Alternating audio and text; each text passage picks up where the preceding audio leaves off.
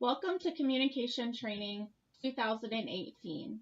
To start this training, you'll need to get out your training experience report form and begin with filling in your name and the date.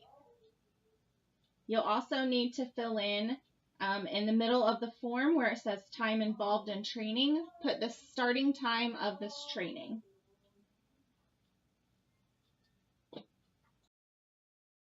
The training objectives for today's training include the purpose of communication, strategies for communicating, communicating with our participants, communication with the individualized support team or the IST and people of significance in the participant's life, conflict resolution, and confidentiality. Let's look at the definition of communication. Communication is the sharing and exchanging of information between people through a system of symbols like pictures, letters and numbers, language, talking, signs, gestures or body language, and actions or behaviors. It is an interactive process in which one person expresses him or herself and the other listens or receives the information.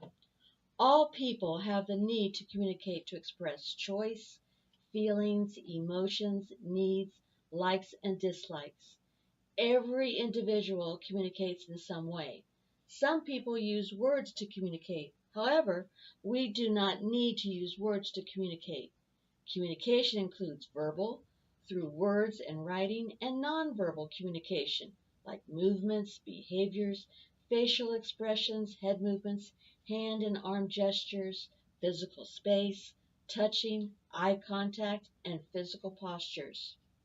There are two types of communication, expressive and receptive. Expressive communication means talking or communicating in any form. This refers to how people share and express information. Receptive communication means understanding what someone is trying to tell you. This refers to how people receive information or what information they take in.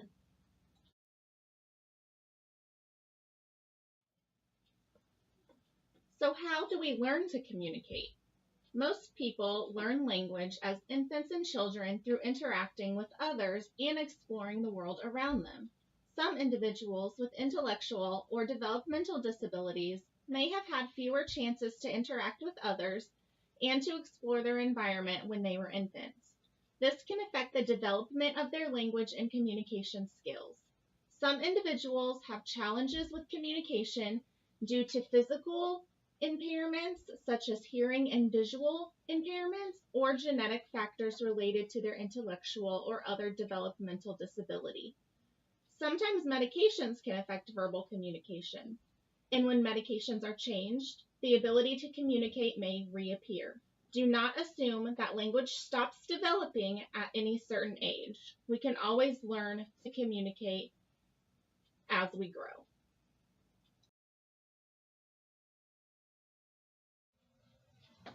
So we just looked at the definition of communication and also how we learn to communicate.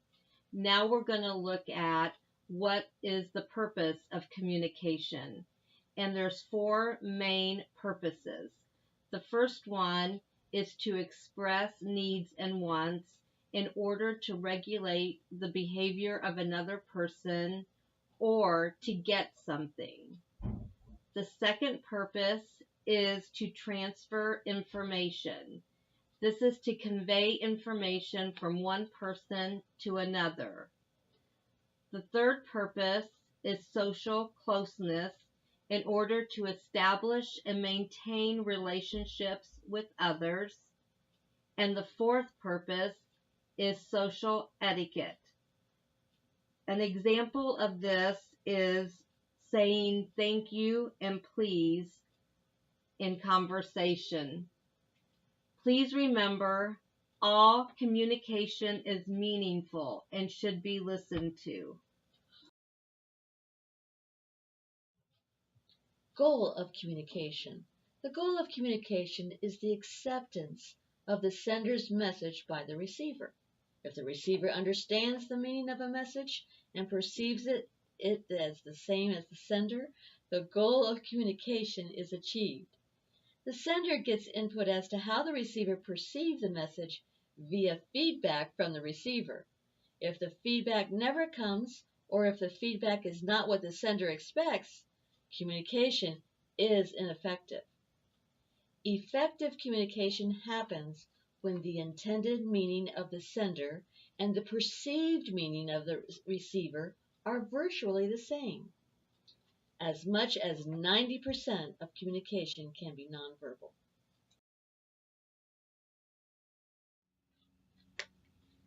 In all communication, there is a process that involves the following 4 things.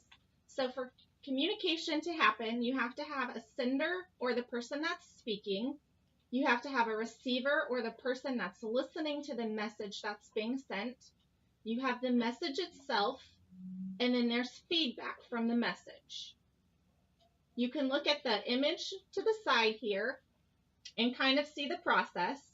So it starts with a sender encoding a message, and then the message goes through the channel medium. And the channel medium could be things like the individual's voice, the writing, clothing, or body language, or the form of communication. So is it an email or is it words being spoken? And then that is decoded by the receiver. So there are a lot of places that communication could kind of get jumbled up so that the message that the sender is trying to send is not what is being received by the receiver. When verbal and nonverbal communication are combined, a stronger message can be sent. A completely different message is sent if the verbal and the nonverbal do not agree. So an example is this. While you're asking a client to sign your timesheet, you hold the timesheet and a pen in your hand.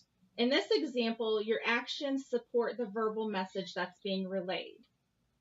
The next example, you ask a person, "How are you today?" and she replies, "I'm okay," but you observe that she is sobbing into a tissue.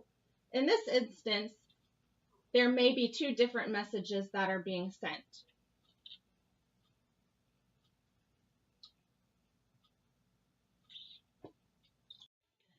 We are now going to look at several general strategies for effective communication.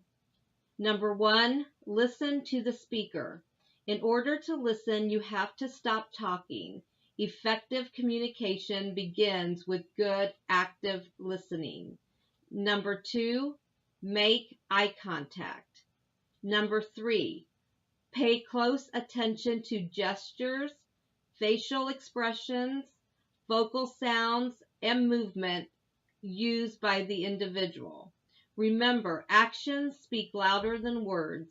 Even people who use words to communicate will use other means to get their point across. Sometimes what they say is not what they want. Be observant.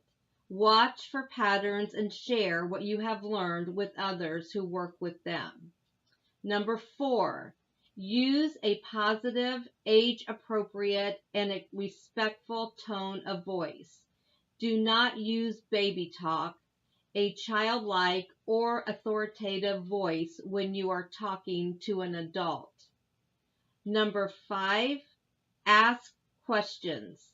This helps you gather information and shows that you are interested in what the person is saying.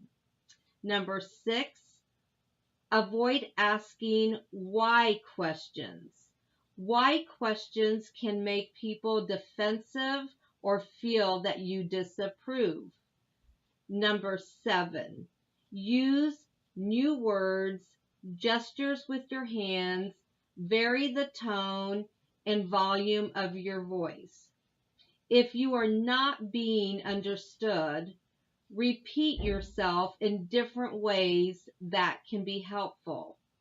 And finally, number 8, be patient. Allow the individual time to process what you have said before you continue talking. Giving several seconds between each sentence is especially important for some people. Good communication is important to provide services that meet the needs of the participant. Therapeutic communication is a process designed to involve the participant in conversation that is beneficial to his or her physical or mental well-being. Techniques to use? Use open-ended comments to encourage conversation. This prevents yes or no answers. Learn more about the person to meet the person's needs. And use paraphrasing or reflective responses to clarify information. Use this method to direct the conversation to specifics. Let's look at open-ended questions in a little more depth. Using open-ended questions lets others engage in the conversation and share information. It gives them the chance to tell you what's important to them. It gives you more information than just a yes or a no answer. So examples of close-ended questions would be, did you eat breakfast today? And are you feeling okay? Better questions to ask would be open-ended questions because they ask for details. So an example of good questions to ask instead would be, what did you have for breakfast today? And could you describe how you're feeling today?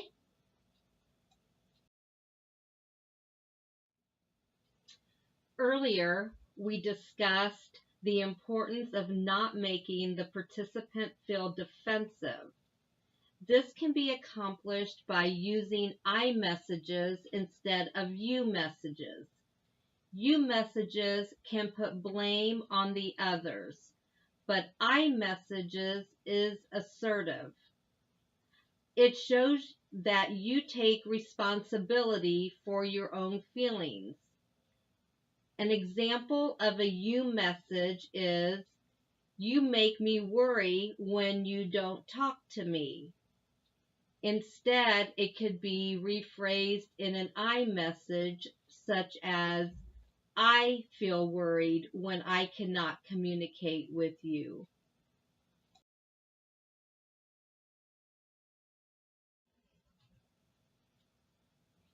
Let's look at another type of language to use called person first.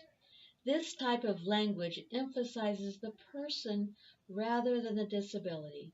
Do not say an autistic person because that is disrespectful and emphasizes the disability instead of the person.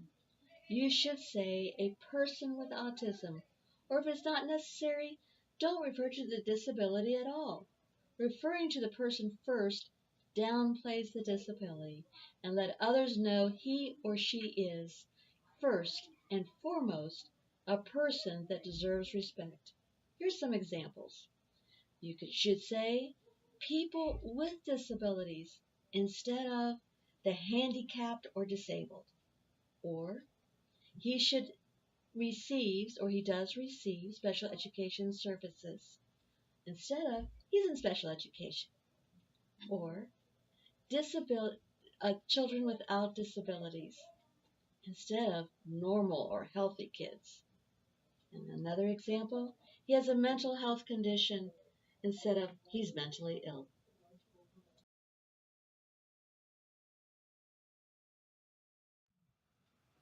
Let's talk about reflective responses.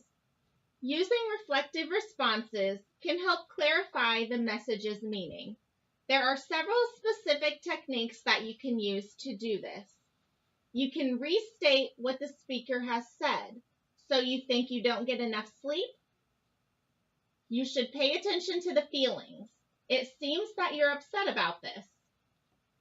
Don't guide the conversation or make suggestions. Don't say, perhaps you should do something. So basically, reflective responses are reflecting back what you think you've heard the speaker say. So it could be, or could start with, so I think you've said, to make sure that the meaning between the speaker and the receiver are the same.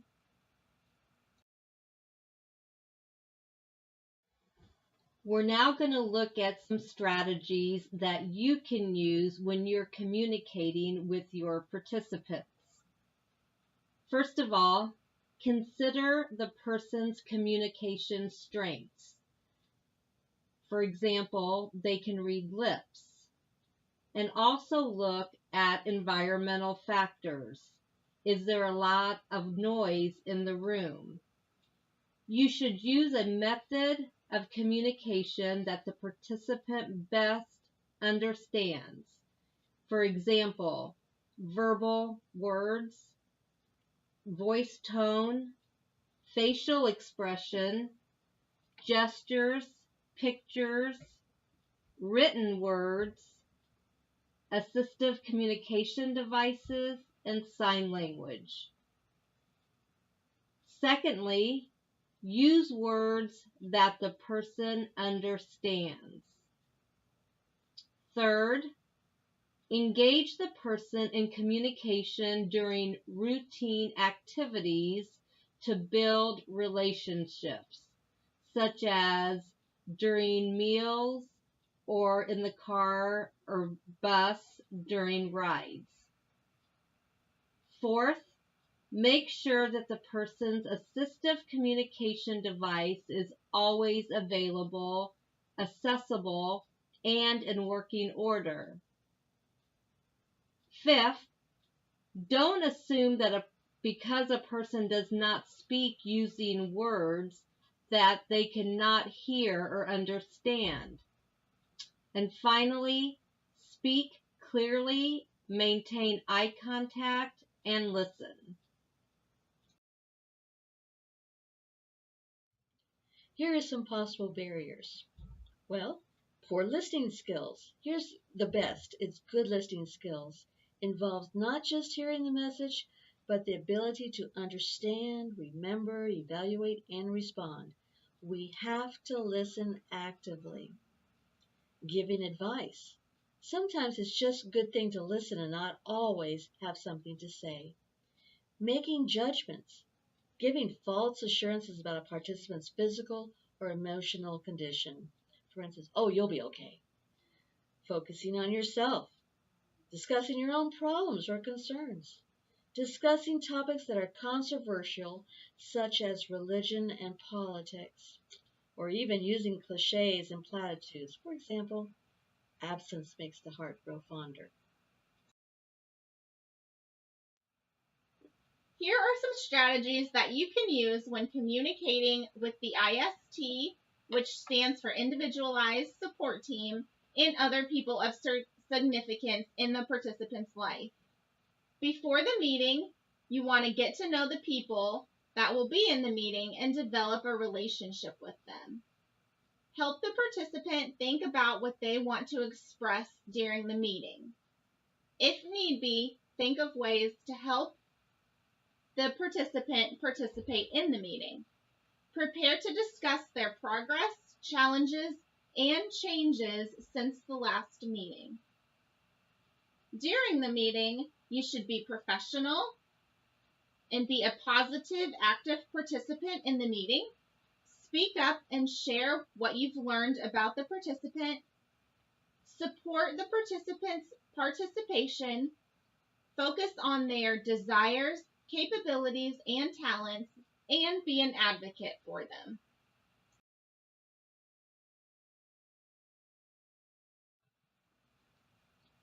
After the meeting, implement the supports outlined in the plan. Carry out the actions that you are responsible for. Communicate with other team members and complete required documentation.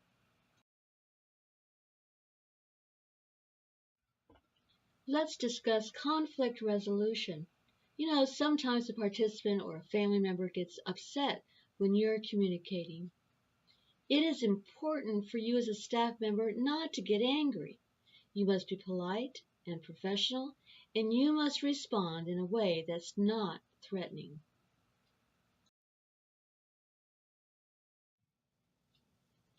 What are some ways that we can resolve conflicts? We can use listening skills and therapeutic communication techniques. So these were the things that we talked about previously, like the I statements and reflective responses. We should listen intently. This lets the person know that what they have to say is very important and that we're paying attention to them. If the person knows that what they have to say has value, that should begin to diffuse anger. Do not respond with anger or become defensive, as this will probably only escalate the conflict. Empathize. Try to see it from the other person's perspective. And then, once they see that you're an ally and not an enemy, fill them in on the challenges, feelings, roadblocks, and your perspective. Put your emotions on hold. Take a few minutes of time out if needed. This lets you calm down and gather your own thoughts.